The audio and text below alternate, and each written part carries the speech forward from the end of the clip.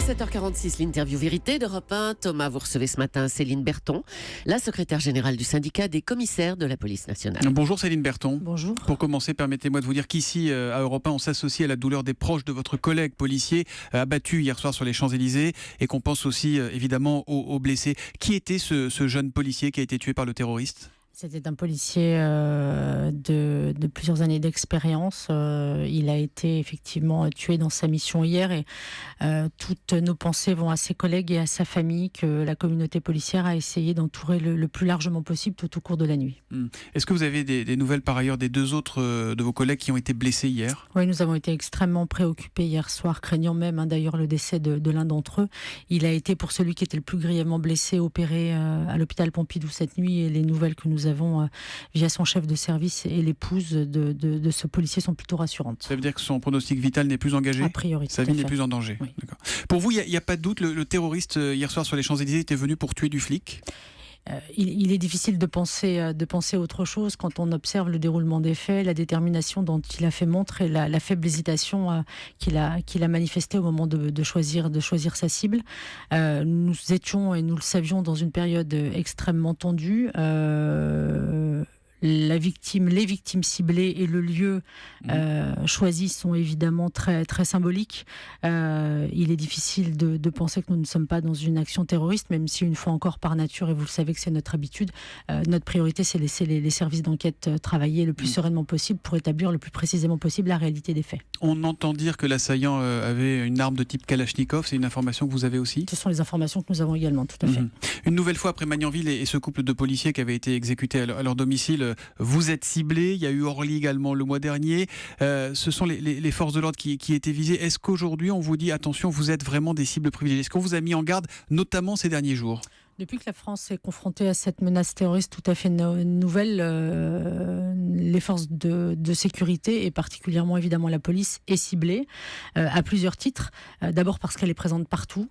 Et peut-être, n'est-ce pas un hasard si ce sont les Champs-Élysées qui ont été ciblés hier, parce que c'est aussi un endroit avec une forte densité policière de manière permanente. C'est à la fois une forte densité policière et puis c'est de la mondiovision. Et c'est aussi visualise. Évidemment une caisse de résonance extrêmement importante. Et puis les policiers évidemment ont été, depuis que notre pays est touché par ces actes terroristes, bien souvent des victimes.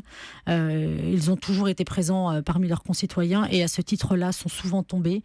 Nous avons perdu des policiers à Charlie Hebdo, nous avons perdu des policiers au Bataclan, nous avons perdu des policiers sur la promenade des Anglais, qu'ils soient en action ou qu'ils soient parmi les citoyens. Et à Magnanville, comme hier sur les Champs-Élysées, nous avons perdu des policiers parce qu'ils étaient policiers et qu'ils étaient là pour protéger le reste des citoyens. On est interpellé, intrigué par ce que nous disait Didier François et Alain Acco tout à l'heure, à savoir que l'auteur de ces faits est un Français qui était fiché S et que Daesh, de notre côté, revendique une action menée par un Belge, par un terroriste belge. Est-ce que, de ce que vous savez, de ce qu'on peut dire ce matin, le terroriste a agi seul hier ? Est-ce qu'il n'y avait qu'une seule personne sur les Champs-Élysées déjà ? Est-ce que de ça, on est certain ? Je ne suis pas en mesure de vous répondre formellement parce que notre priorité a été de laisser travailler les services d'enquête et les services de renseignement et qu'on ne les a pas harcelés évidemment pour obtenir ce type d'informations. Notre préoccupation était ailleurs. Mais effectivement, il y a une question.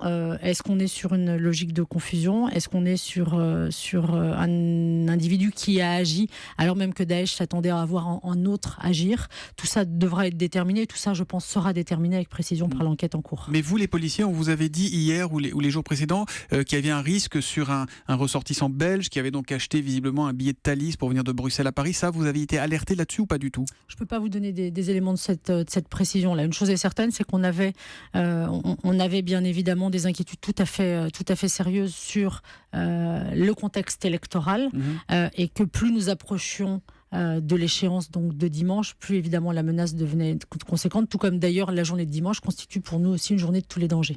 Est-ce qu'elle est sécurisable ? Est-ce que vous la redoutez, vous, la journée de dimanche ? Il y a 67 000 bureaux de vote qui seront ouverts dans le pays. Il y a plus de bureaux de vote que de policiers qui seront policiers et gendarmes d'ailleurs, et militaires qui seront mobilisés. Ils sont 57 000 au total. Absolument. Pour autant, le maximum sera fait. De manière traditionnelle, le déroulé d'une élection, et a fortiori présidentielle, est une élection avec un certain nombre de risques, tenant au bon déroulement des votes, dans le calme et dans la sérénité. Mais là, il est vrai que des bureaux de vote sont aussi des cibles extrêmement symboliques, puisque s'en prendre à un bureau de vote à un moment aussi important dans une démocratie, ce serait bien évidemment un tableau de chasse important pour une organisation terroriste. La mobilisation sera complète, c'est une certitude, avec d'autant plus de vigilance que nous ne l'aurions fait hier encore. Et c'est aussi à chacun d'entre nous, évidemment, d'être vigilant quand nous irons voter dimanche. Je voudrais revenir sur le terroriste d'hier sur les Champs-Élysées. On sait donc désormais qu'il était fiché S, on dit qu'il était visé par une enquête antiterroriste. Visiblement, on savait qu'il voulait s'en prendre à la police. Quand on apprend ça, quand on sait qu'un type comme ça est dehors, vous vous dites quoi? Il y a un truc qui cloche, c'est quoi? C'est nos lois qui ne sont pas adaptées? Qu'est-ce que vous vous dites? Alors évidemment, et vous le savez également, nous ne sommes pas là dans une logique de polémique, mais nous sommes dans une logique de questions pour y apporter les bonnes réponses. Fiché S, on en est certain ou pas? Est-ce que vous en êtes certaine? Non. Non. Pas encore, d'accord. Je ne crois pas qu'il ait été fiché S. D'accord, donc il faut faire attention à ce qui se raconte depuis hier soir. Un individu peut être connu des services de police ou de renseignement sans nécessairement être fiché S. D'accord. Donc voilà, un petit peu de prudence par rapport à tout ça. Ce qui est établi, c'est que cet individu était bien évidemment déjà connu des services de police, notamment parce qu'il avait fait l'objet de condamnations pour des faits graves. Ce qui est aussi établi, et ça s'est déjà observé à l'occasion de profils précédents, c'est qu'on peut avoir une porosité entre les phénomènes de délinquance ou de grande criminalité et le phénomène de radicalisation ou de terrorisme. Les questions qui se posent pour nous, c'est bien évidemment l'adaptation de notre posture. On s'est considérablement transformé, on a considérablement transformé la police française pour s'adapter à l'état de la situation. On doit poursuivre cet effort, et cet effort, il passe aussi par l'obligation que nous avons tous d'entraver autant que possible les individus qui peuvent être dangereux. Et c'est vrai qu'on n'a plus le droit de faire preuve de la même légèreté ou de la même confiance en l'être humain quand on a des individus dont on sait que leurs chances de rédemption sont relativement faibles. Donc c'est ça que ça pose aujourd'hui comme question. C'est ça que ça va probablement susciter comme réaction dans le rang des policiers, dans le cœur de tous les policiers. Ça justifiera peut-être un petit peu de colère, mais on doit l'aborder avec gravité et sérénité parce que l'objectif, c'est de faire face et de faire mieux. Merci beaucoup Céline Berton d'être venue ce matin en direct sur Europe 1. Encore une fois, nos pensées vont aux victimes d'hier et en particulier à l'ensemble des forces de l'ordre qui, on l'a vu, veillent sur notre sécurité au péril de leur vie. Et on est quand même soulagé d'apprendre que le policier le plus durement blessé hier n'a plus sa vie en danger, alors qu'il est, même s'il a été grièvement touché. Merci, bonne journée à vous.